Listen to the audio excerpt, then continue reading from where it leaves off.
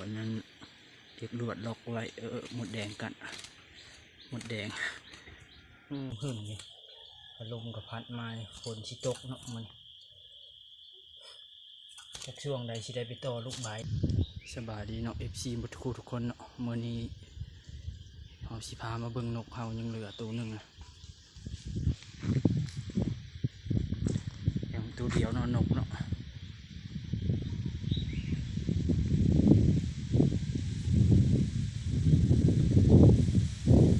ต่อกระเพเลยบ่ได้เป็นต่อสองต่อเปเนาะนกแถวเฮือนก็บ่เห็นมาเลยบ่เห็นมาได้3-4 เดือนจะมันไปนะเนาะเป็นหางไข่หมดเลยนกนะ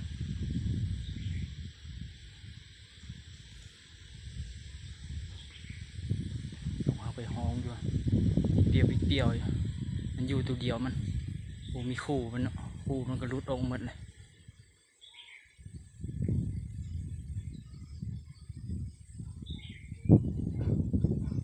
ไปเบิ่งน้ำกันเนาะทุกคนไปเกาะไว้หน้าหานนกมันเปิดหานตัดผมอยู่เก่านกก็ยังนกต่อนี่แหละตัวเดียวยังเสาะหาคนสารตะข่ายให้อยู่เนาะใส่ตุ้มต่อนกเฮากัน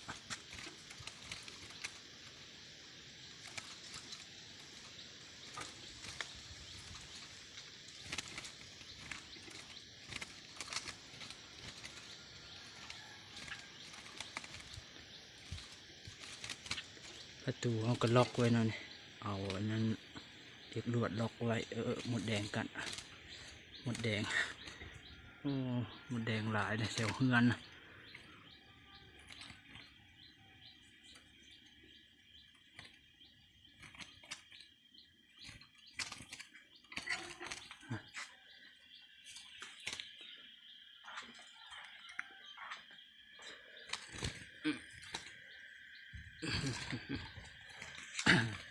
หัวอาหารก็ยังเต็มเนาะเลยหัวอาหารยังเต็มอยู่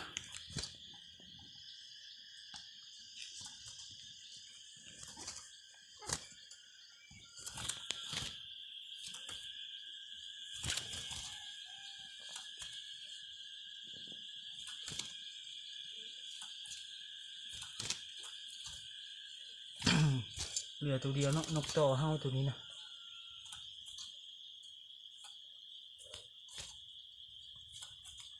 มันนี่ก็ฟ้าห้องพึ่มนี่ลมกับพัดมาฝนชิตกเนาะมันจากช่วงใดสิได้ไปต่อลูกใบเนาะอีกจากช่วงหนึ่งวิดเดือนนี้เนาะเดือนหน้าเดือนเนอร์เลยเดือน5เดือน6เลยเนาะลูกใบแถวเฮามันนะแถววังอื้อนะมันใหญ่หมดแหละเขาเห็นเขาต่อได้หลายแล้วแถวเฮายังบ่มียังเฮ็ดหั่งอยู่เนาะแถวเฮาแถวเขตเฮาอยู่เอาไปเลาะเบิ่งแหละยังเห็นเป็นคู่อยู่นกนะไปเป็นคู่อยู่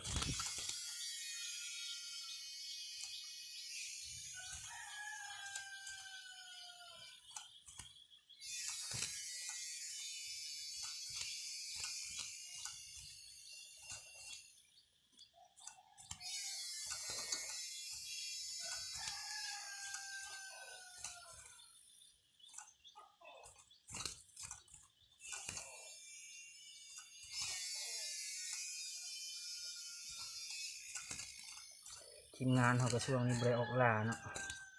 พักเขาเฮ็ดให้เฮ็ดสวนเนาะช่วงนี้ก็ไข่ก็ยุดล่านะเพราะว่านกมันเฮ็ดห่างเลยมันวางไข่เนาะไปต่อก็บ่ได้นกมันบ่ทันห่าวเนาะมันมาสิมาคู่ละนะมันบ่กล้าตุนนกป่าก็มันมาสิตอนเฮาไปต่อมันนั้นอยู่ทางบ่อคำเนาะมันมาอยู่แต่มันบ่โตนมันมาคู่พึบปีกพึบอย่างเส้นมันก็หนีเนาะมาพึบปีกเสื้อมันก็หนีนก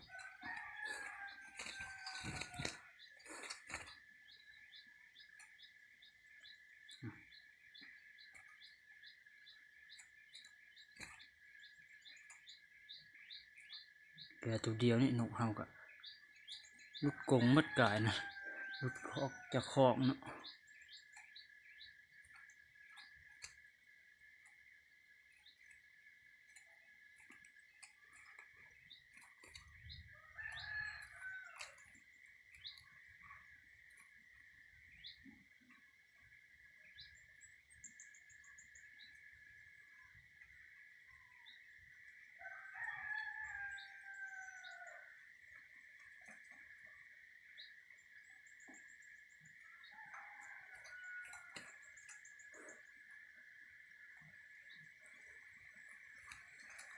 เป็นไปได้สิเลี้ยงให้มันคุ้นคือนกต่อตัวเก่าเฮาพุ่นแหละเนาะ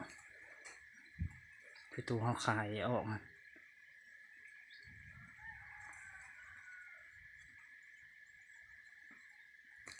แต่บุท่านเห็นมันลิกเนาะตัวนี้ไปต่อเอาไปต่ออยู่แต่บุท่านเห็นมันลิกเอาไปต่อ2-3 เทื่อเนี่ยห่างก็ได้2 แต้มนกตัวนี้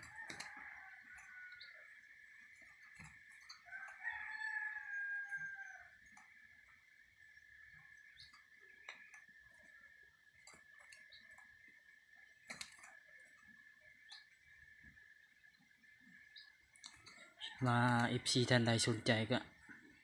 อดใจรอก่อนเนาะช่วงนี้ยังบ่มีนกมาแบ่งเพราะว่ามันเฮ็ดห้างนะนกช่วงนี้ไปก็เห็นที่เป็นคู่นกไปต่อมันก็บ่ลงมันมีห้างมันเด้มันจับคู่เอ็นห้างเนาะถ้าเบิ่งช่วงลูกใบมันเนาะลองออกล่าช่วง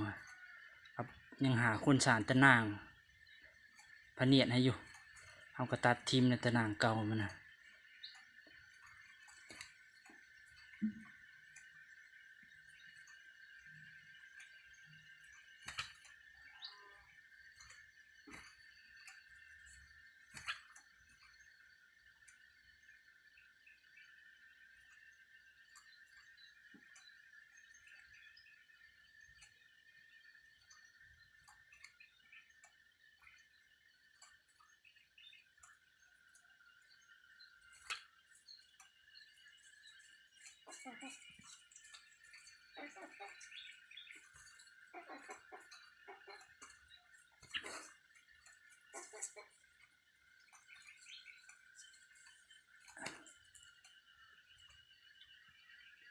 อยู่เขตอื่นเขาต่อได้หลายลูกใบนะ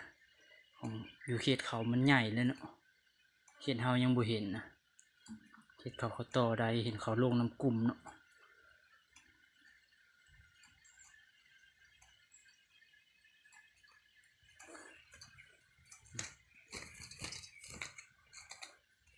สิเลี้ยงมันคุ้นๆอีกจาก1-2 ปีคือตัวน่ะคือนกต่อตัวเก่าเฮา2 ปีปลายเนาะ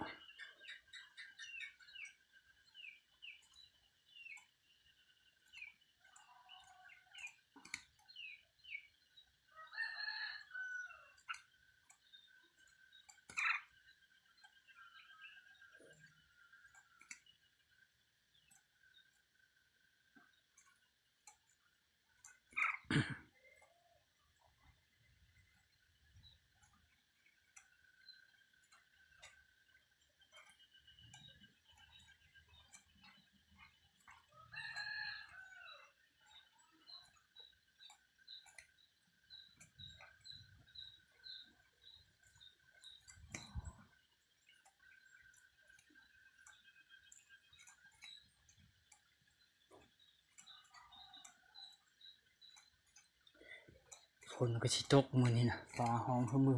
นี่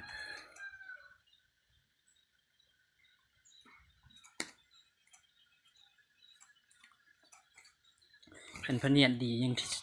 ชวนทีมงานเขาเนาะก็ไปเลาะต่อแถวทางเขาเคยไปบางเขาเคยได้ลูกใบมันแต่ก่อนนะไปไกลแต่ว่าทุกคนทางไกล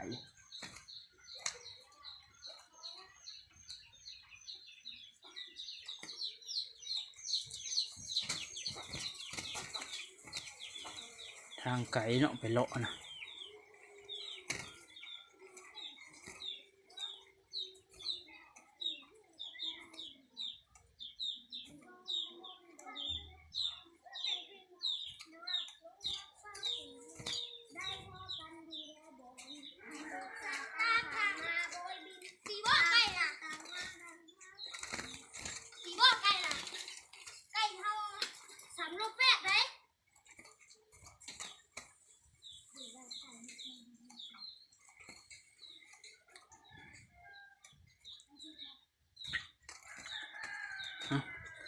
เนาะทุกคน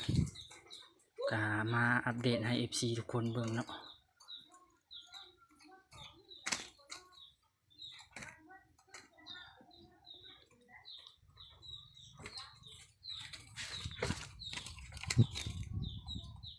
เอาไว้นี่ก่อนเอาโอเคเนาะทุกคนอัปเดตนกให้ FC ทุกคนเบิ่งคลิปนี้ก็ฝาก FC ทุกคนเนาะเข้ามาเบิ่งก็ฝากเป็นกำลังใจให้ในเด้อฝากกดไลค์กดแชร์เนี่ยเนาะเจอกันในคลิปหน้าทุกคน